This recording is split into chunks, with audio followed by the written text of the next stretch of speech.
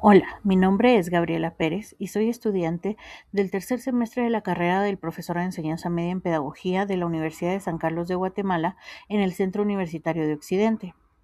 Hoy quiero conversar un poco sobre un tema que considero muy importante dentro de la educación, el pensamiento complejo y la necesidad de construir una educación más humana, crítica e integral.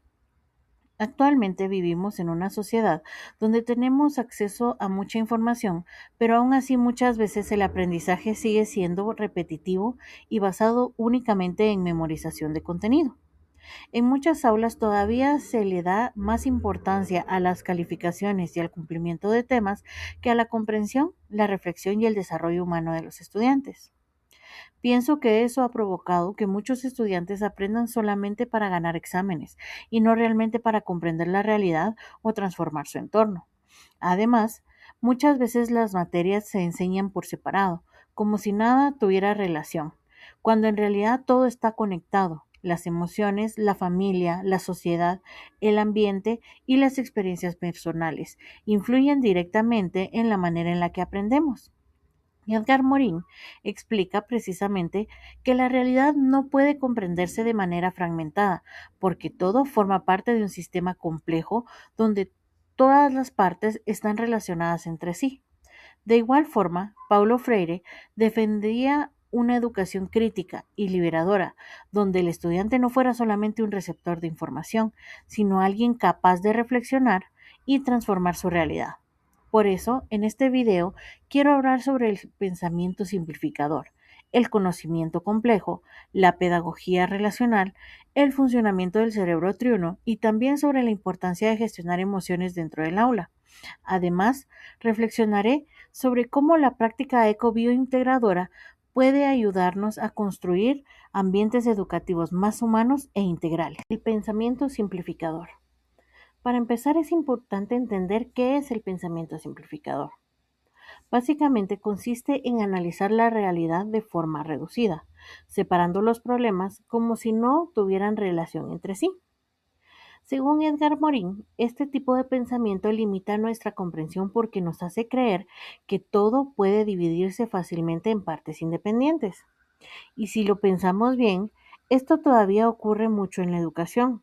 Las materias se enseñan de forma aislada y muchas veces los estudiantes memorizan contenidos sin comprender realmente para qué sirven o cómo se relacionan en la vida cotidiana. Además, el reduccionismo también afecta el trabajo docente, porque en ocasiones la enseñanza se enfoca únicamente en terminar contenidos y colocar calificaciones, dejando de lado las emociones, las experiencias y las necesidades del estudiante. Friedhof Capra sostiene que la vida funciona como una red de relaciones interconectadas, porque lo que no es posible comprender la realidad desde una visión fragmentada.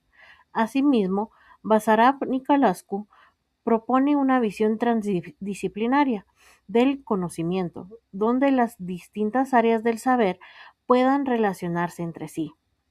Considero que la educación necesita superar esa visión simplificadora y comenzar a formar estudiantes capaces de analizar, cuestionar y relacionar los conocimientos con su realidad social y humana.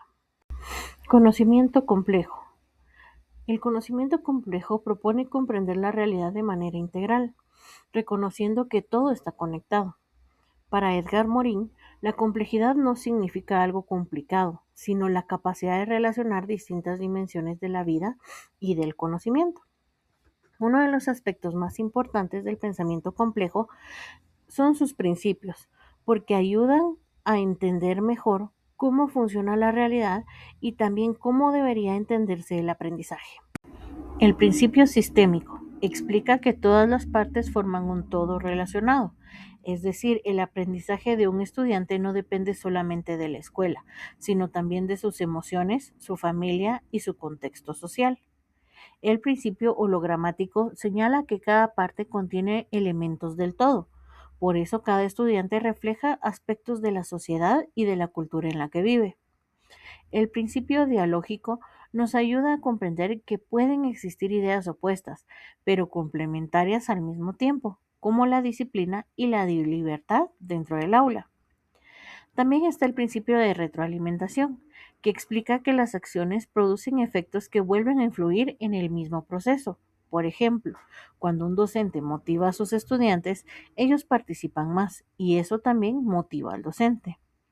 Finalmente, el principio de recursividad muestra que los resultados de una acción generan nuevas acciones y nuevos aprendizajes. En mi opinión, estos principios ayudan a resignificar la pedagogía, porque nos hacen comprender que educar no es solamente transmitir contenidos, sino formar seres humanos integrales. Paulo Freire afirmaba que enseñar no es transferir conocimientos, sino crear posibilidades para que los estudiantes construyan su propio aprendizaje. Y Jean Piaget sostenía que el conocimiento se construye mediante la experiencia y la interacción con el entorno. Por eso considero que la educación debe preocuparse no solo por el conocimiento, sino también por la formación emocional, humana y social de cada estudiante. Interpretación del conocimiento complejo y las prácticas eco-biointegradoras. Cuando hablamos de interpretar el conocimiento complejo, hablamos de comprender que el aprendizaje está relacionado con las emociones, las experiencias y el contexto de cada persona. Nadie aprende exactamente igual porque cada estudiante tiene una historia y una realidad diferente. Vygotsky explica que el aprendizaje ocurre mediante la interacción social, mientras que Gardner plantea que existen diferentes inteligencias y formas de aprender. Y sinceramente, creo que eso demuestra que la educación no debería tratar a todos los estudiantes de la misma manera, sino reconocer sus capacidades y necesidades y diferencias. Las prácticas ecobiointegradoras buscan precisamente una educación más humana, integral y relacionada con el cuidado del ambiente, el bienestar emocional, la convivencia y el aprendizaje significativo. Por ejemplo, actividades como reciclaje, huertos escolares o proyectos comunitarios ayudan a que el aprendizaje tenga relación con la vida cotidiana y con la responsabilidad social. La ecopedagogía busca formar una ciudadanía planetaria comprometida con el cuidado de la vida y del medio ambiente. Además, la biopedagogía considera que aprender también implica emociones, relaciones humanas y experiencias significativas. Hugo Asman menciona que el aprendizaje debe producir cambios significativos en la mente, las emociones y la manera en que las personas se relacionan con su entorno. Pienso que este enfoque es muy importante porque actualmente la sociedad enfrenta problemas ambientales, sociales y emocionales que también deben abordarse desde la educación. La pedagogía relacional. La pedagogía relacional destaca la importancia de las relaciones humanas dentro del proceso educativo. Y creo que muchas veces olvidamos que el aprendizaje ocurre principalmente mediante la convivencia, la comunicación y las emociones. Carl Rogers afirmaba que el aprendizaje significativo ocurre cuando lo que se aprende tiene sentido para la vida de la persona. Por eso, el docente no debería limitarse únicamente a explicar contenidos, sino también acompañar, orientar y motivar a sus estudiantes.